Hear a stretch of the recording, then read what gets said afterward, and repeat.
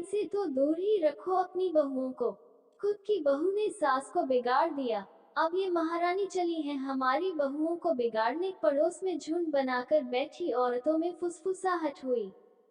मोती जी गली से गुजर रही थी, तभी औरतों की फुसफुसाहट की आवाज उनके कानों तक पहुंची। मोती जी मुड़ी, इतने में सब इधर उधर देखने लगी।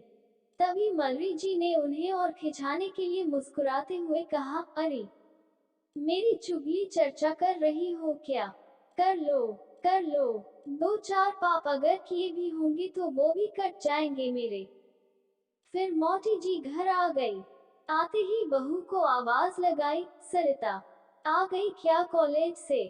सरिता अपने कमरे से नीचे उतर कर आई, जी माँ जी आ गई। चाय बना दूं? मोती जी, हाँ बना ले बेटा। फिर तरकारी लेने चलेंगे। सुबह तू लंच लेकर जाएगी, कोई सब्जी नहीं बची है फ्रिज में। सरिता, ठीक है माँ जी। इतने में पड़ोस की चाची जी आ गई। मोती जी ने बहू को आवाज लगाई, बेटा चाची जी के लिए भी चाय बना देना। चाची जी झुक झुक कर देखने लगी, बहू दिखी जाए। फिर बोली, बहू कर लेती है घर का काम। मोती जी को बिल्कुल पसंद नहीं थी कि कोई उनके घर की टोह लेने आए। इतने में झट से बोली, अरे कहाँ बच्ची है, बस पढ़ाई की थी, इतने में शादी हो गई, फिर यहाँ आते ही नौकरी लग गई। चाय तो मैं सुबह ही बना कर रख देती हूँ, बस गरम करके ले आएगी। चाची जी हैरान हुई हैं। ना ना जी, रहने दो, फिर कभी पीऊंगी आपके घर की चाय। चलती हूँ, बच्चों के पापा घर आ गए होंगे। मोती जी, अरे रुको, काम तो बताती जाओ क्यों आई थी? चाची जी, नहीं भूल गई जी, बाद में आऊंगी चाची जी। तो जान बचाए तो लाखों पाए, जैसा सोचकर निकल गई, जान छुड़ाकर। सरिता, अरे चाची जी कहाँ गई? मोती जी हंसते हुए, अरे कुछ नहीं, बस मसाला मांगने आई थी, नहीं मिला तो चली गई। सरिता, मसाला? अरे दे देते माँ जी, उन्हें खाना बनाना होगा तभी तो मांगने आई होंगी। मोती जी हंस पड़ी। फिर सरिता समझ गई, अच्छा चुगली चर्चा वाला मसाला। जब से सरिता की नौकरी लगी थी, गली पड़ोस की सब औरतों को उसका यूं जीन्स टॉप पहनकर बाहर जाना बड़ा अखर रहा था। नई बहू शादी को 4 महीने हुए हैं, ना बिंदी, ना चूड़ी, ना बिछुए, ना पाजेब। इसको देखकर हमारी बहुएं भी बिगड़ जाएंगी। सरिता की सास को कोई कुछ कहने आता तो वो खुद उनका ही मजाक बनाकर निपटा देती थी उसको। गणपति महोत्सव आया। गली के सब लोगों ने चंदा इकट्ठा करके गणपति जी की स्थापना की। सुबह शाम आरती वंदना होती, दोपहर में भजन कीर्तन। भजन कीर्तन में सब औरतों का जमावड़ा लगता। रविवार के दिन का कीर्तन मोती जी ने करवाया क्योंकि उस दिन सरिता की भी छुट्टी थी। सबकी नजरें ये देख रही थी कि मोती जी की नई बहू आज भी जीन्स में आएगी नीचे।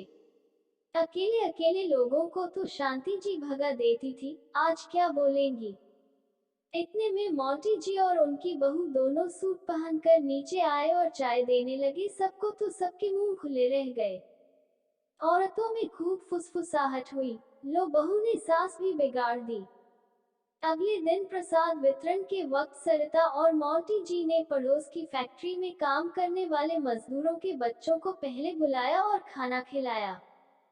चाची जी की बहू ने सरिता से कहा, अच्छा किया सरिता, वरना ये बच्चे बेचारे त्योहार पर भी मुंह ताकते रहते हैं, लोग बच्चा कुचा इनके घर दे आते हैं, कोई इंसानियत से नहीं खिलाता।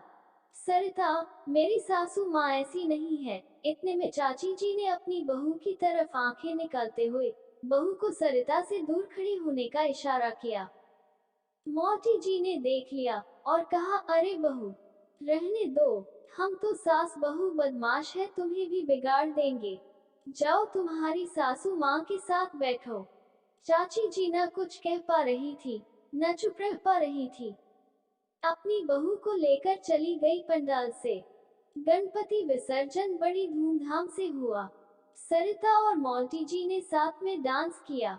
उनको देख गली की और बहुएं भी नाचने लगी।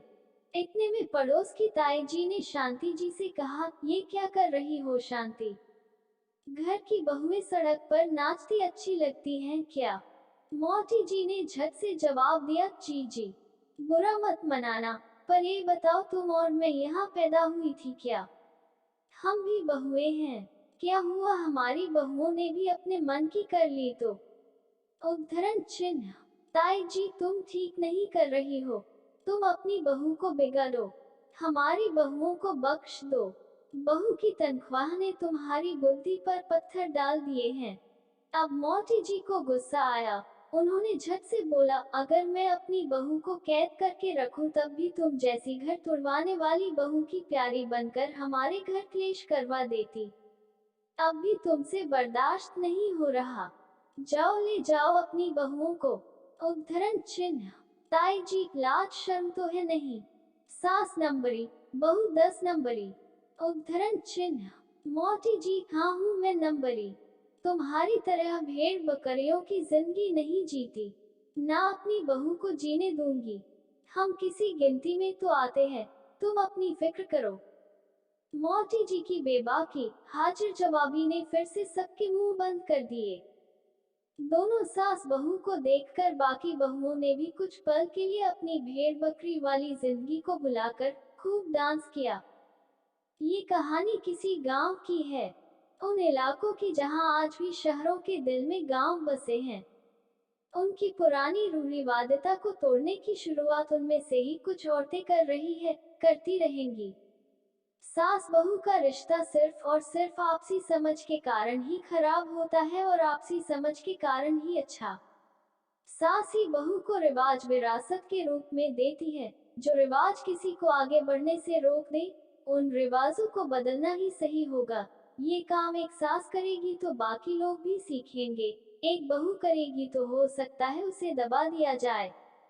आशा करती हूँ कि यह कहानी आप लोगों को पसंद आई होगी। पसंद आई है तो कमेंट में जरूर बताएं। चैनल पर नए हैं तो चैनल को लाइक, शेयर, सब्सक्राइब करना ना भूलें।